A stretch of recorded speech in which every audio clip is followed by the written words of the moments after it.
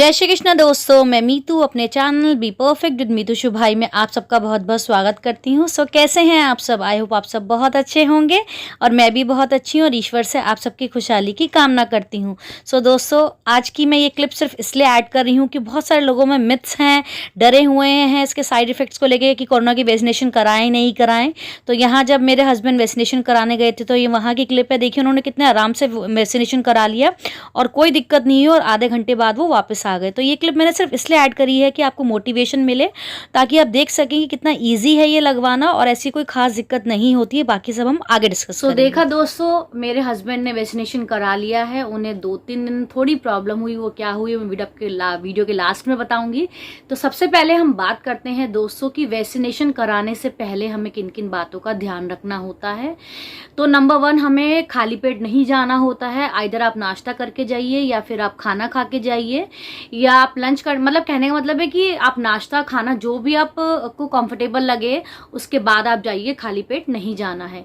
Next, अगर आपको पहले से खांसी जुकाम फीवर है या कोई और प्रॉब्लम अभी छोटी मोटी चल रही हो तो उस समय आप वैक्सीनेशन ना कराएं, बिल्कुल ठीक होने के बाद ही अपना वैक्सीनेशन कराएं। नंबर 3, आपको इस बात का ध्यान रखना है, अगर आप कोविड से अभी राइट नाउ इन्फेक्टेड हो तो आपको बिल्कुल भी उस समय वैक्सीनेशन नहीं कराना है। जब आपका कोरोना बिल्कुल ठीक हो जाए, लगभग 14 से 15 दिन, यानी कि जब आपकी रिपोर्ट नेगेटिव आ जाए कोरोना की, उसके बाद ही आप वैक्सीनेशन करवाएं। Next and last most important चीज दोस्तों, जो भी आप अपनी रूटीन की दवाइयाँ खाते हो तो वो आप जरूर साथ में कैरी लेके करके जाएं। लाइक बीपी की होती है या कोई छोटी मोटी और दवाइयाँ हैं जो आप रूटीन में खाते हैं, वो जरूर अपने साथ कैरी करके जाएं जिस सेंटर पे आप अपना वैक्सीनेशन कराने जा रहे हैं। तो ये तो दोस्तों बात हुई हमारी कि वैक्सीनेशन कराने से पहले हमें किन किन बातों का ध्यान रखना होता है। अब हम बात करेंगे कि वैक्सीनेशन कराने के बाद हमें किन किन बातों का ध्यान रखना होता है। नंबर 1 कि दोस्तों, वैक्सीनेशन करा के तुरंत घर वापस ना आए, कम से कम आधा से 1 घंटा वहीं रिलैक्स करें कि क्योंकि इस वैक्सीनेशन का असर जो है वो आधे घंटे के अंदर होना स्टार्ट हो जाता है हमारी बॉडी के अंदर। अगर मान लीजिए 1% आपको कोई प्रॉब्लम आती है तो आपको तुरंत वहां पे आपको क्या है जो मेडिकल ट्रीटमेंट है वो दिया जाए, या कोई आपको प्रॉब्लम हो रही है तो तुरंत आप वहां से हेल्प ले सकें। तो आप जिस सेंटर पे इंजेक्शन लगवाने जाते हैं वहां पे आप आधा से 1 घंटा जरूर वेट करें, वहीं पे बैठ के रिलैक्स करें। उसके बाद अगर आपको कोई प्रॉब्लम नहीं होती है उसके बाद आप घर पर आए। और इंजेक्शन लगने के बाद, जैसे कि मेरे हस्बैंड के सिम्टम्स मैं आपको बताती हूँ, उनको फीवर आया, हाथ में जहां लगा था थोड़ा पेन था, बहुत ज्यादा नहीं पेन था, जैसे उठा रहे थे मूवमेंट में थोड़ा पेन था, लेकिन अब आज 3rd डे है, आज वो काफी रिलैक्स्ड हैं और उनको सर में भी दर्द था और बॉडी जॉइंट्स में, जैसे कह रहे थे बैक में दर्द हो रहा है, पैरों में दर्द हो रहा है। तो ये सब सिम्टम्स नॉर्मल थे और कोई भी इसके अलावा उनको ज्यादा प्रॉब्लम नहीं हुई। फिर भी हमने एक सेफ साइड के लिए अपने जो फैमिली डॉक्टर है उनको फोन लगाया तो उन्होंने कहा कोई दिक्कत नहीं है, ये नॉर्मल सिम्टम्स है, किसी को आते हैं, किसी को कम होता है, किसी को ज्यादा होता है। इसमें आपको नॉर्मल जो हम फीवर के लिए दवाई लेते हैं वो लेनी है, किसी भी एंटीबायोटिक का यूज नहीं करना है। तो ये उन्होंने सजेस्ट करा, ऐसे ही मेरे हस्बैंड ने करा। तो 3 दिन तक थोड़ा सा उनको रहा, राइट नाउ वो बिल्कुल ठीक है, अब बिल्कुल अच्छा फील कर रहे हैं। और इसके अलावा अगर आपको कोई और प्रॉब्लम होती है तो आप फौरन 1075 हेल्पलाइन पर कॉल करके आप कंसल्ट करें कि हमें ये प्रॉब्लम हो रही है वैक्सीनेशन के बाद, तो हमें इसके लिए क्या करना चाहिए। अब तो हो गई दोस्तों ये बातें कि लगवाने से पहले, लगवाने के बाद हमें क्या करना चाहिए। अब हमें ये भी पता होना चाहिए कि जो वैक्सीनेशन हम लगवा रहे हैं कोरोना के लिए, बचने के लिए उससे, कि उसका जो असर है वो कब शुरू होगा और किस तरह से होगा। तो आइए दोस्तों अब इस बारे में बात करते हैं दोस्तों असर की। असर तो इसका फर्स्ट वैक्सीनेशन जब हमारा होता है, क्योंकि 2 इंजेक्शन का कोर्स है, पहला इंजेक्शन जब हमें लगता है तभी से होना स्टार्ट हो जाता है।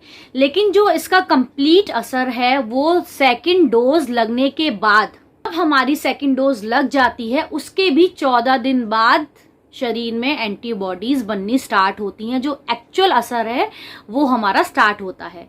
अब सपोज मैं आपको इसको समझाती हूँ। सपोज मान लीजिए 1 अप्रैल को मेरे हस्बैंड ने इंजेक्शन लगवाया, तो 2nd इंजेक्शन उन्होंने 28 अप्रैल को लगवाया, तो उनकी 2nd डोज लगी 28 अप्रैल को। 28 अप्रैल में हम 14 दिन आगे और जोड़ेंगे तो हमारी बैठेगी 28 अप्रैल हमारा रहता है 30 तारीख का महीना, तो 2 दिन वहां हुए और हमारे 12 दिन यहाँ हुए, यानी कि 12-13 मई के आसपास एग्जैक्ट जो फुल जो असर है वो हमारी वैक्सीनेशन का होना स्टार्ट होगा। वैसे असर फर्स्ट डोज से स्टार्ट हो जाता है, लेकिन जो कंप्लीट हम कह सकते हैं असर जो स्टार्ट होता है वो हमारा होता है दूसरी डोज के 14 से 15 दिन के बाद, लगने के बाद। बात आती है दोस्तों कि हम सेकेंड डोज कब लगवाएं। सेकेंड डोज हम 28 दिन के बाद, यानी कि पहली डोज लगने के 28 दिन से 42 दिन, यानी कि 28 डेज से लेके 42 डेज के बीच में हम कभी भी लगवा सकते हैं। ना हमें इससे पहले 28 दिन से पहले लगवानी है, ना हमें 42 दिन से इंजेक्शन को सेकंड डोज को डिले करना है। अगर हम इस तरह से करते हैं तो हमारा कोर्स जो है वो खराब हो जाएगा। तो 28 दिन के बाद और 42 दिन के अंदर अंदर हमें सेकेंड डोज को ले लेना होता है। तो ये तो बात हुई दोस्तों इसके असर की। और मैंने जैसे कि जो मेरे हस्बैंड में सिम्टम्स आए, हाँ एक बात और मैं आपसे शेयर करूंगी कि सिम्टम जरूरी नहीं है सब में एक जैसे हैं इंजेक्शन लगवाने के बाद। मेरी फैमिली में बहुत लोग लगवा चुके हैं, मेरे आसपास बहुत लोग लगवा चुके हैं, लेकिन सब में सिम्टम्स अलग अलग आए। किसी को बिल्कुल कुछ नहीं हुआ, किसी को हल्का सा दर्द हुआ, किसी को यहाँ रेडनेस आ गई, किसी को हैंड में स्वेलिंग आई, और किसी को फीवर आया सिर्फ, किसी को बिल्कुल कुछ भी नहीं हुआ। तो जरूरी नहीं है कि सबके सिम्टम्स एक जैसे हों। और थोड़े वो जो सिम्टम्स मैंने आपको बताए हैं जो मतलब जो डॉक्टर्स पहले से ही लेके चल रहे हैं कि ये सिम्टम्स साइड इफेक्ट्स कह सकते हो आप इसे, साइड इफेक्ट्स हो सकते हैं, इनसे घबराना नहीं है। तो वो मैं आपके साथ पहले ही डिस्कस कर चुकी हूँ।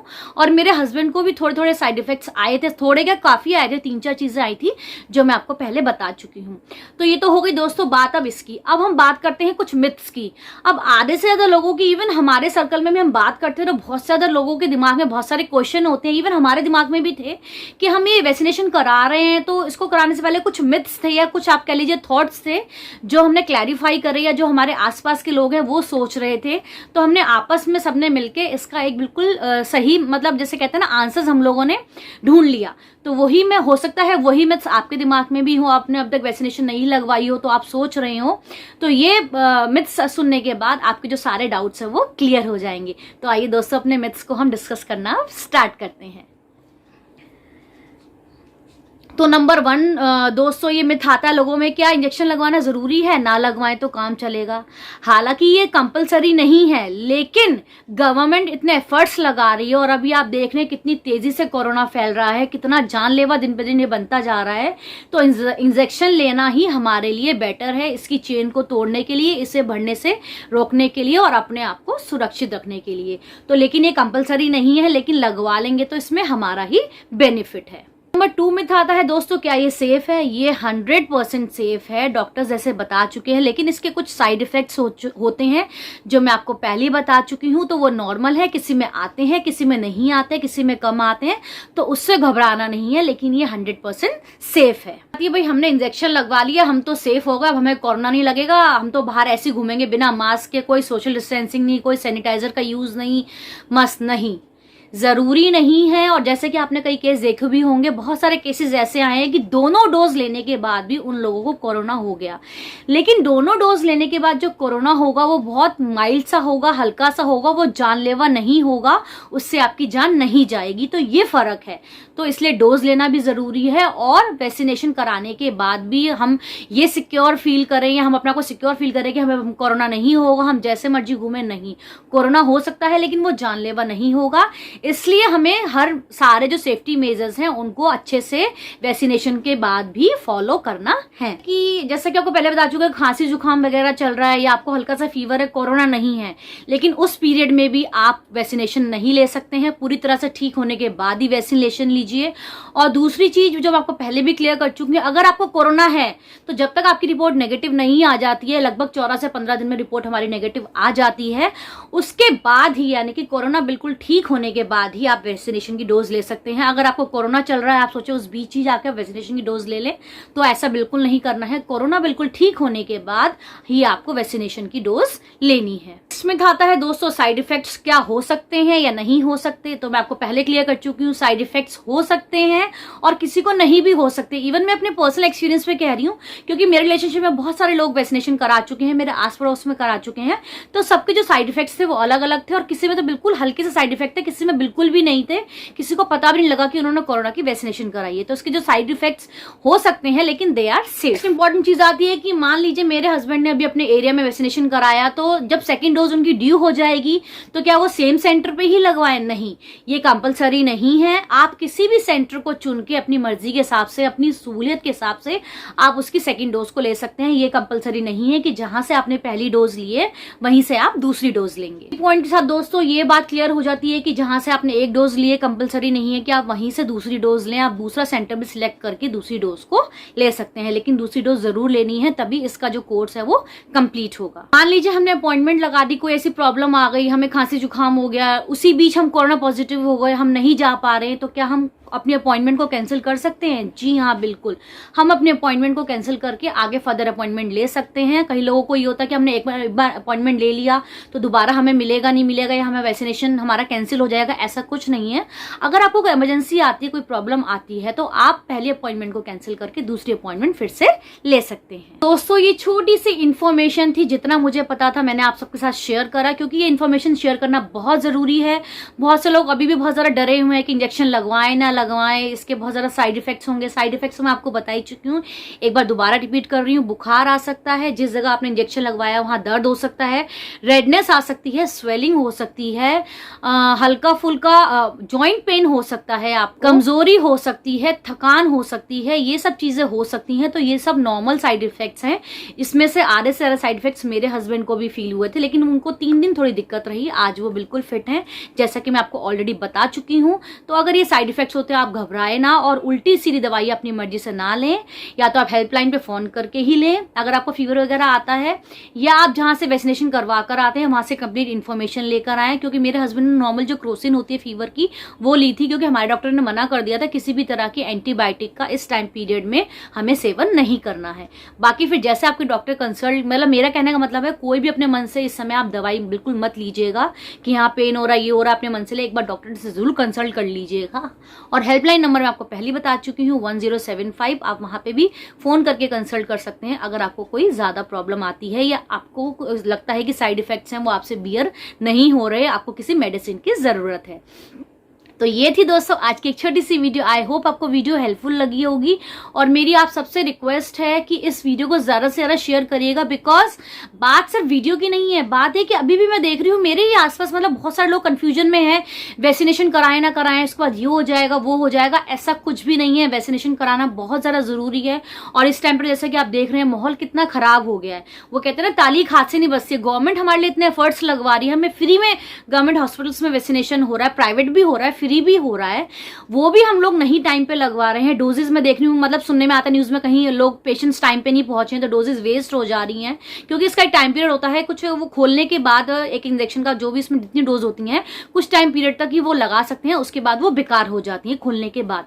तो इस तरह से है। तो आई होप थोड़ी सी वीडियो लंबी होगी, लेकिन दोस्तों मैंने पूरी कोशिश करी है इस वीडियो में, जितनी मुझे नॉलेज मिली है अभी तक, जो मैंने गेन करा है मेरे हस्बैंड के वैक्सीनेशन के होने, उनके लगने के बाद जो मैंने एक्सपीरियंस फील करा, उनकी जो मैंने साइड इफेक्ट देखे, वो मैं आप तक पहुंचाऊं, ताकि जो लोग डरे हुए हैं उनके मन से डर निकल जाए और तुरंत जल्दी से जल्दी आप जैसे जैसे एज वाइज इंस्ट्रक्शंस मिल रही हैं वैसे जल्दी वैक्सीनेशन कराएं, ताकि हमारी पूरी इंडिया, मैं तो कहती इवन पूरा वर्ल्ड हमारा सेफ हो जाए इस कोरोना की बीमारी से। क्योंकि एकमात्र अब यही तरीका बचा है, एक तो हमें जो मेजर्स हैं, सेफ्टी मेजर्स है वो फॉलो करने हैं, और वैक्सीनेशन जितनी जल्दी हो सके गवर्नमेंट के रूल्स रेगुलेशन के अकॉर्डिंग फटाफट सबको लेना है, जिससे कि इस बीमारी की जो चेन है वो टूट सके और हमारा इंडिया क्या पूरा वर्ल्ड इस बीमारी से मुक्त हो सके। तो ये थी दोस्तों आज की एक छोटी सी वीडियो। आई होप आपको वीडियो अच्छी लगी होगी। वीडियो अच्छी लगी हो तो वीडियो लाइक करिएगा, शेयर करिएगा, कमेंट्स करिएगा, और मेरे चैनल को सब्सक्राइब कर लीजिएगा, और जो छोटू सा बेल आइकन होता है उसे हिट कर लीजिएगा, ताकि अपकमिंग वीडियोस की नोटिफिकेशन टाइमली आपको मिलती रहे। सो दोस्तों फिर मिलते हैं बहुत जल्दी एक नई वीडियो में, तब तक के लिए राधे राधे।